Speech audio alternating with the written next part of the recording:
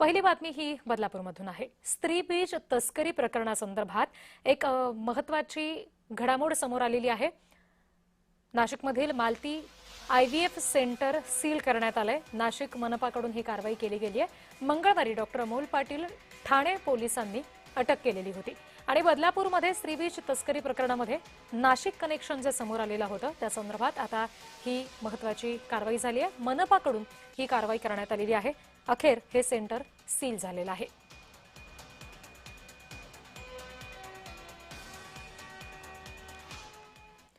तर या स्त्रीबीज तस्करी प्रकरणामध्ये नाशिकमधील डॉक्टर अमोल पाटीलला अटक झाली आणि डॉक्टर अमोल पाटील आंतरराष्ट्रीय स्त्रीबीज तस्कर असल्याचा संशय व्यक्त केला जातोय। बदलापूरमधून तो रॅकेट चालवत होता अशी माहिती समजते। आयव्हीएफ सेंटरच्या नावाखाली हा सगळा व्यवसाय सुरू असल्याचा आरोप त्याच्यावर आहे।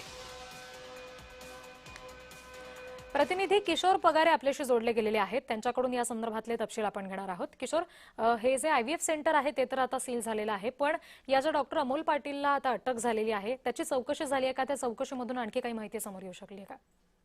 नक्कीच रिती, ज्या पद्धतीने अमोल पाटील या डॉक्टरला अटक झालेली आहे, या डॉक्टरला नाशिक मालती आयव्हीएफ सेंटरचे जे संचालक आहेत त्यांना अटक झालेली आहे।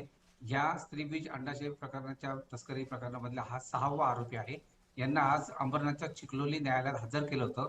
या दरम्यान न्यायालयाने त्यांना 5 दिवसाची पोलीस कोठडी सांगितली आहे।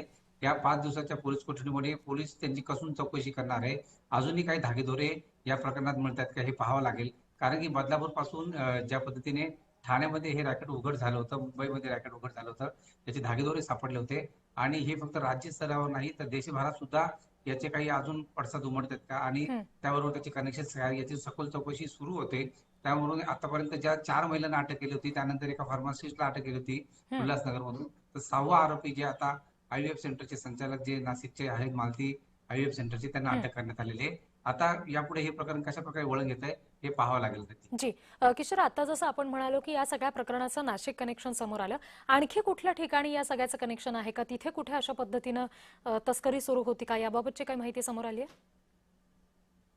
असेल, केरळ असेल, इथे सुद्धा या चौकशी सुरू आहेत। त्यातच एक सूत्रांकडून अशी माहिती मिळते की याचे जे कनेक्शन्स आहेत त्या इंटरनॅशनल लेवलवर सुद्धा आहे। जागतिक पातळीवर ज्या सुद्धा काही ठिकाणी इंटरनॅशनल लेवलवर पण हे स्तोत्र किंवा धागेदोरे पोहोचलेले आहेत।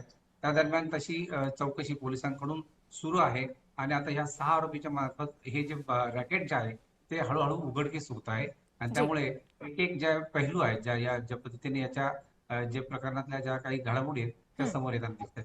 बरं किशोर, तुम्ही आमच्याशी असेच जोडलेले राहा।